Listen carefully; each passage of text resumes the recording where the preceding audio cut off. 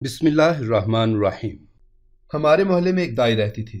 ہر کوئی اس سے بچہ پیدا کروانا چاہتا تھا، کیونکہ جب وہ ہوتی تو وہ ایک دوا پلاتی، پھر بچہ ہونے کا درد اس عورت کی جگہ دائی کو ہوتا، اور مجھے یقین نہ آتا کہ بھلا ایسا کیسے ممکن ہے۔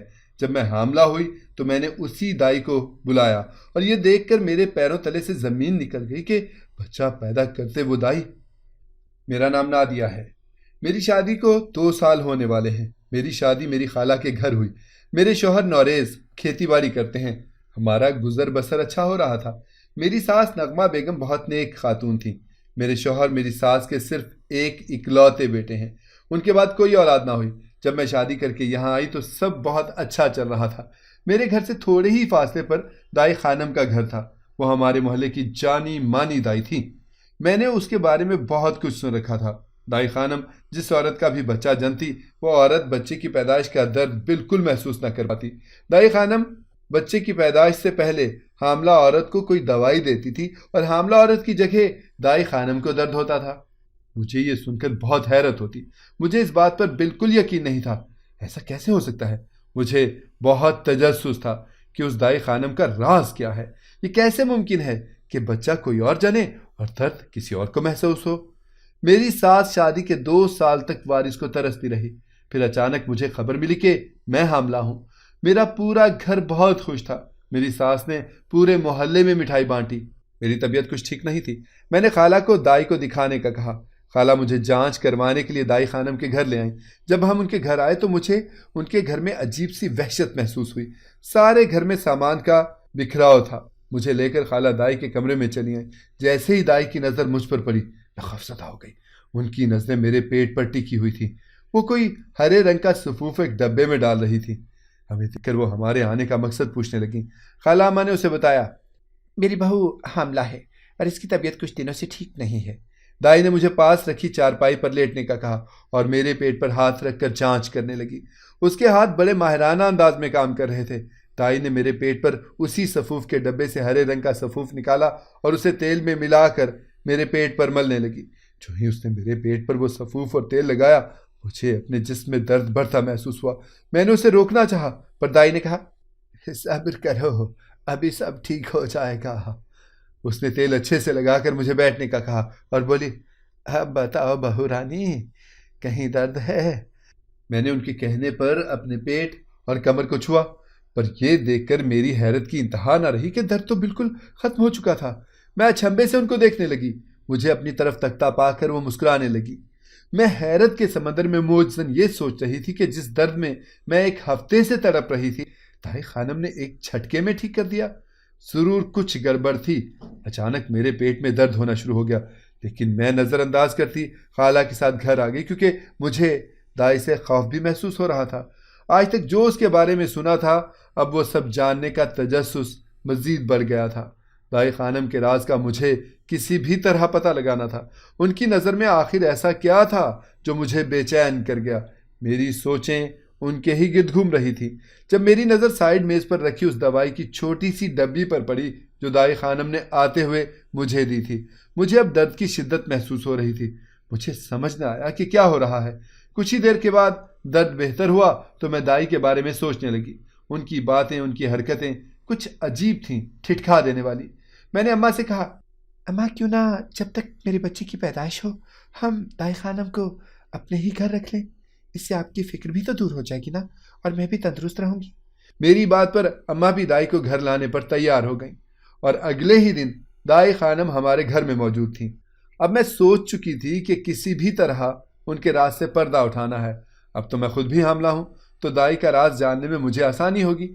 دائی کا کمرہ اماں نے اوپر سیٹ کروایا۔ میں بہت خوش تھی کہ اب میں دائی کے بارے میں چھپا وہ راز جان سکوں گی جسے وہ اتنے سال سے سب لوگوں کی نظروں سے چھپاتی آ رہی ہیں۔ میں دائی خانم کے کمرے میں کھانا دینے گئی تو دیکھا کہ وہ ایک چھوٹے سے ڈبے میں لکڑی کا جھولا رکھ رہی تھی، پر اس کے اندر کیا تھا یہ میں نہیں دیکھ پائی تھی۔ دائی نے مجھے دیکھا تو بولی، ارے تم کیوں آئی بہو، میں خود لے لیتی۔ ان کے لہجے میں لڑکھڑاہٹ تھی جسے وہ چھپانے کی بھرپور کوشش کر رہی تھی۔ انہوں نے اس لکڑی کے چھوٹے سے جھولے کو نامحسوس انداز میں ہاتھوں سے پیچھے کھسکایا۔ میں نے کھانا میز پر رکھا اور کہا، اماں جی آپ تو میری ماں جیسی ہیں، آپ کا کام کر کے خوشی ملے گی۔ اور اپنے کمرے میں آ گئی۔ اب مجھے پکا یقین ہو گیا تھا کہ دائی خانم یقیناً کچھ نہ کچھ چھپا رہی ہیں، ان کا کوئی نہ کوئی مقصد ضرور ہے۔ جو بھی بات ہے مجھے کسی بھی طرح سچائی تک پہنچنا ہے۔ میں دائی پر کڑی نگاہ رکھنے لگی، وہ کب آتی ہے کب جاتی ہے یہ سب مجھے پتہ لگ چکا تھا۔ دائی خانم ہمارے ہی گھر میں قیام پذیر تھی۔ جب وہاں ایک حاملہ عورت ان سے ملنے کو آئی، دائی نے اسے اپنے کمرے میں بٹھایا اور اندر سے دروازہ بند کر لیا۔ مجھے تجسس ہوا کہ دائی اس حاملہ عورت کے ساتھ نہ جانے کیا کر رہی ہوگی، کیونکہ اس عورت کو اندر گئے 1 گھنٹے سے زیادہ ہو گیا تھا۔ میں نے دروازے میں ہوئے چھوٹے سے سوراخ کی مدد سے دیکھنا چاہا پر کچھ دکھائی نہیں دیا۔ میں مایوس سے اپنے کمرے میں چلی آئی۔ مجھے حیرت اس بات پر تھی کہ وہ دونوں پچھلے 1 گھنٹے سے اندر کمرے میں تھیں۔ ایسا بھی کیا ہو رہا تھا کمرے میں، یہی جاننے کا تجسس ہو رہا تھا۔ جب شام میں نے دیکھا کہ دائی خانم کہیں جانے کے لیے تیار تھی اور ان کے ہاتھ میں کوئی بڑا سا شاپر تھا، میں نے ان سے پوچھا، کہاں جا رہی ہیں آپ؟ تو انہوں نے کہا، ارے کسی حاملہ عورت کا کیس کرنے جا رہی ہوں۔ ان کی بات سن کر میری آنکھیں چمک اٹھیں۔ میں نے بھی ان سے منت کی ساتھ چلنے کی، پر انہوں نے انکار کر دیا۔ ارے اس حالت میں تمہارا باہر جانا ٹھیک نہیں ہے۔ ان کی بات پر میں اپنا سا منہ لے کر رہ گئی۔ میں نے دل میں مصمم ارادہ کیا کہ آج تو دائی خانم کا راز جان کر رہوں گی۔ ان کے گھر سے نکلنے کے بعد میں نے بھی ان کا پیچھا کیا اور دیکھنے لگی کہ آخر وہ جاتی کہاں ہیں۔ دائی خانم بہت تیزی سے دوسرے گاؤں ندی کے پار علاقے کی طرف جا رہی تھیں۔ ان کی اس عمر میں بھی پھرتی دیکھ کر میں قدرے حیران تھی۔ میں نے دیکھا کہ دائی خانم دریا کے کنارے بنے ایک چھوٹے سے بوسیدہ گھر میں داخل ہوئی ہیں۔ میں پریشان سی آگے بڑھی اور اس ویران سے گھر میں چلی آئی۔ دائی خانم نے کمرے کا تالا کھولا اور خود اندر چلی گئیں۔ میری آنکھوں میں حیرت ہی حیرت تھی کہ دائی نے یہ تالا کیوں لگایا ہے اور وہ اس گھر میں کیا کر رہی ہے۔ انہوں نے تو مجھ سے کہا تھا کہ وہ کسی حاملہ عورت کے گھر جا رہی ہیں۔ میں نے کوئی جگہ ڈھونڈی اور وہاں سیڑھیوں کے اوپر بیٹھ گئی۔ سیڑھیوں کے ساتھ ہی شاید کوئی روشن دان تھا۔ میں نے اس روشن دان سے جھانکا تو میری آنکھیں پٹی کی پٹی رہ گئیں، کیونکہ وہاں تو دائی خانم کسی نوجوان عورت کے ساتھ بیٹھی تھی۔ دائی خانم نے اس شاپر کو پاس رکھی چارپائی پر رکھا اور اس عورت سے اس کی طبیعت دریافت کی۔ وہ عورت بہت معصوم سی تھی، بلکہ اس کو عورت کہنا بجا نہیں ہوگا۔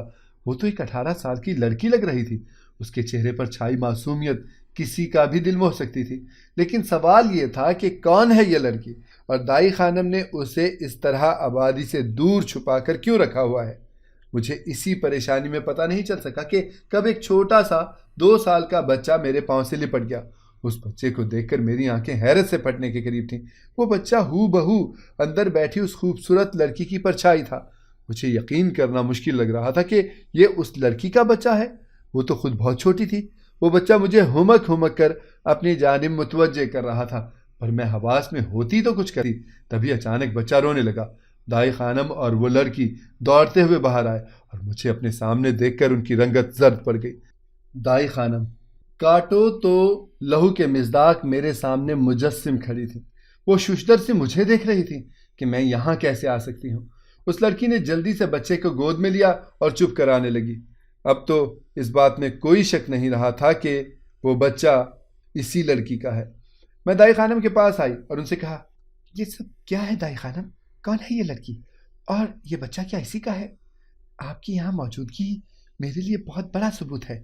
اب آپ مجھے ساری بات بتا دیں، نہیں تو میں سب کے سامنے اس لڑکی کو لے جاؤں گی اور پھر بھرے مجمع میں آپ لوگوں کے سوالوں کے جواب دینے ہوں گے آپ کو۔ مجھے بتائیں، یہ کیسے ممکن ہے کہ آپ کسی حاملہ عورت کا درد محسوس کریں جبکہ حاملہ عورت کو درد کی آنچ بھی محسوس نہ ہو؟ اور اس صفوف کے پیچھے کیا کہانی ہے جو آپ نے مجھے دیا تھا؟ میں نے آپ کے کمرے میں بچے کا جھولا بھی دیکھا تھا، شاید وہ اسی بچے کا تھا۔ میری بات سن کر دائی خانم پریشان ہو گئیں اور کپ کپاتی ہوئی آواز میں بولی، نہیں نہیں، تم ایسا کچھ نہیں کرو بہو، ورنہ سب برباد ہو جائے گا، بہو تباہی آ جائے گی۔ میں ان کی بات پر شدید برہمی لیے ہوئے بولی، تو دائی خانم مجھے بتائیں ساری سچائی، ہو سکتا ہے میں بھی آپ کی کوئی مدد کر سکوں۔ میرے حوصلہ دینے پر دائی خانم نے مجھے اندر چلنے کا کہا اور پھر چارپائی پر اپنے ساتھ بٹھا کر ساری بات بتانے لگی۔ میں خاموشی اور توجہ سے ان کی ساری باتیں سن رہی تھی جب دائی خانم نے بولنا شروع کیا۔ میں شروع سے ہی اپنا کام بہت ایمانداری سے کرتی آ رہی تھی۔ جس جگہ میں کام کرتی وہ ایک سرکاری ہاسپٹل تھا۔ وہاں مجھے اکثر لیبر روم میں ہی رکھا جاتا تھا اور میں حاملہ عورتوں کے کیسز دیکھتی تھی۔ وہاں کے ڈاکٹر بہت زیادہ لاپرواہ تھے، کسی بھی مریض کو صحیح سے نہ دیکھتے تھے، بلکہ ان سے پیسے اینٹنے کی کوشش میں لگے رہتے۔ بیچارے غریب لوگ بہت پریشان ہوتے اور بہت سی مشکلات کا انہیں سامنا کرنا پڑتا۔ مجھے وہاں کام کرتے ہوئے 1 سال ہو گیا تھا، لیکن وہاں کے نظام میں کوئی تبدیلی نہ آئی تھی۔ یہ دیکھ کر مجھے بہت افسوس ہوتا۔ ایک بار ایک حاملہ عورت درد سے تڑپتی ہوئی ہاسپٹل میں لائی گئی۔ میں اسے دیکھ کر پریشانی سے لیبر روم کی طرف بڑھی۔ یہ رات کے 1 بجے کا وقت تھا، سارے ڈاکٹرز جا چکے تھے۔ ہاسپٹل میں بس میں اور ڈاکٹر زیب النساء تھیں۔ میں نے جلدی سے ان کے ہاسپٹل میں بنے کمرے کا دروازہ بجایا، پر اندر سے کوئی جواب نہ آیا۔ کافی دیر جد و جہد کے بعد جب ڈاکٹر زیب نے دروازہ کھولا اور مجھے غصے سے گھورتے ہوئے بولی، کیا مسئلہ ہے؟ اتنی رات کو نیند خراب کی؟ آخر کون سی قیامت آ گئی ہے جو آدھی رات کو یوں جاہلوں کی طرح دروازہ بجا رہی ہو؟ اپنی نیند خراب ہونے کی وجہ سے وہ اپنا سارا غصہ مجھ پر اتارنے لگیں۔ پہلے تو میں گھبرا گئی، لیکن اس وقت میری عزت سے زیادہ ایک جان ضروری تھی۔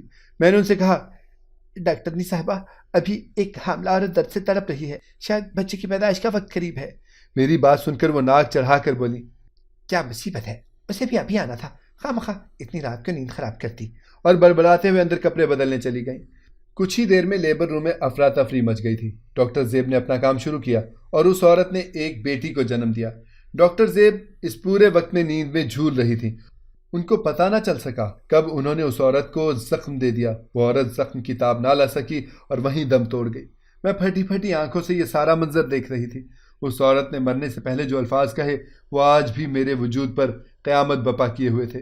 اس عورت نے مرتے وقت مجھے بددعا دی، جس طرح تم دونوں کی وجہ سے میں نے اتنی اذیت برداشت کی ہے، اسی طرح تم پر بھی خدا یہ وقت لائے اور تم اس ہر عورت کا درد محسوس کر سکو جو حاملہ ہو۔ بس اسی لیے جب بھی میں کسی حاملہ کے بچے کی پیدائش کے لیے جاتی ہوں تو اس عورت کی بددعا کی وجہ سے درد اس کے بجائے مجھے ہوتا ہے۔ میری آنکھیں اس کی باتوں پر بھیگ گئی تھیں۔ مجھے سمجھ نہیں آ رہا تھا کہ آخر یہ سب ہوا کیا ہے۔ اس عورت کے الفاظ مجھے اندر تک جھنجھوڑ گئے تھے۔ میری حالت بہت خراب تھی۔ اس حادثے کی میں گواہ تھی۔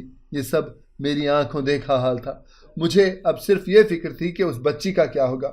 ڈاکٹر زیب اس عورت کے مرنے کے بعد ششدر سے اسے دیکھ رہی تھی۔ میری چیخوں سے اب وہ مکمل ہوش میں آ چکی تھی۔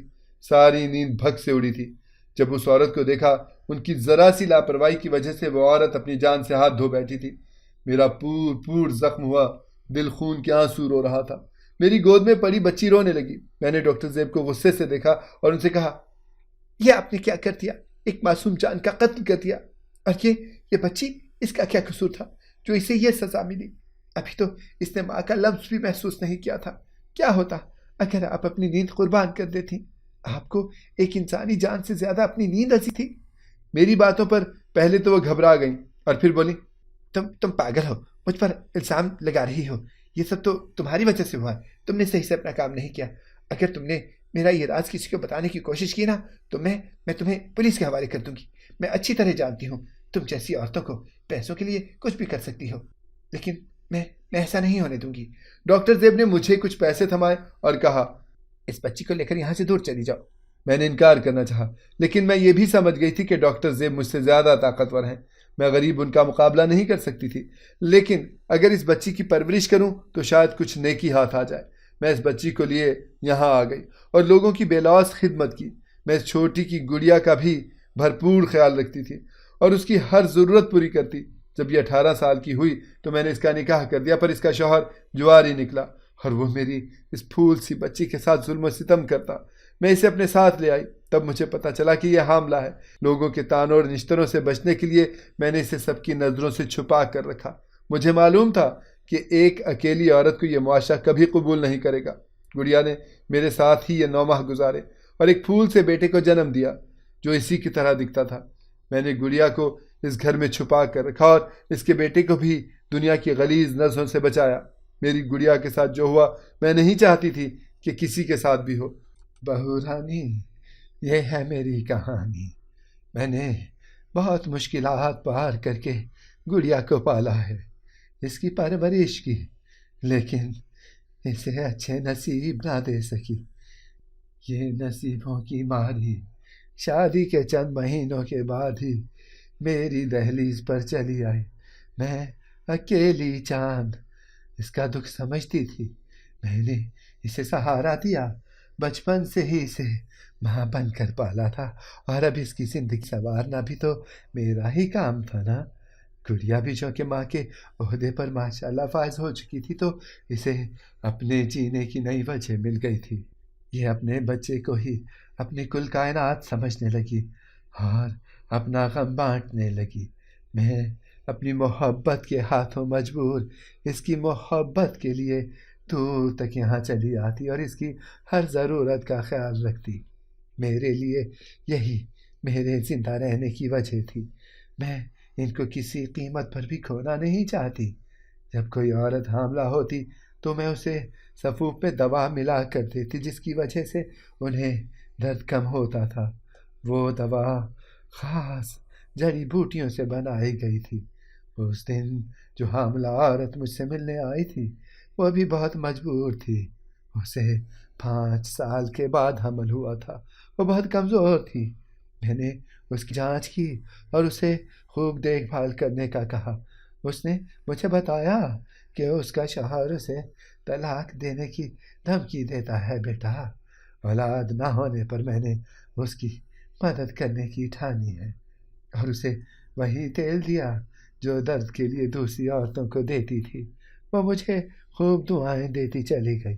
مجھے خوشی تھی کہ میں کسی کے کام آ سکوں۔ میری ساری زندگی انہی میں گزر گئی۔ میں نے ہمیشہ دوسروں کا خیال کیا اور بلا غرض لوگوں کی خدمت کی۔ دائی خانم بول کر پھوٹ پھوٹ کر رونے لگیں۔ ان کی ممتا نے انہیں اس دوراہے پر لا کھڑا کیا تھا۔ مجھے بھی اپنی سوچ پر افسوس ہوا، لیکن یہ خوشی بھی تھی کہ دائی خانم نے اچھا کام کیا۔ کوئی غلط مقصد ان کے راز کے پیچھے نہیں تھا۔ کبھی زندگی میں اپنی خود غرضی کو پیچھے چھوڑ کر بھی اپنے ارد گرد موجود لوگوں کی تکلیفوں کا احساس کرنا چاہیے، کیونکہ آپ کی تھوڑی سی توجہ ان کی زندگی بچا سکتی ہے۔ کسی کا سہارا نہیں بن سکتے، کسی کو بے آسرا کرنے کا بھی کوئی حق نہیں۔ کبھی کسی کی مجبوری کا فائدہ نہیں اٹھانا چاہیے۔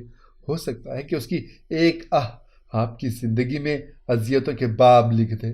کسی کے چہرے پر مسکراہٹ لا کر جینا بھی اپنے آپ میں ایک فن ہے۔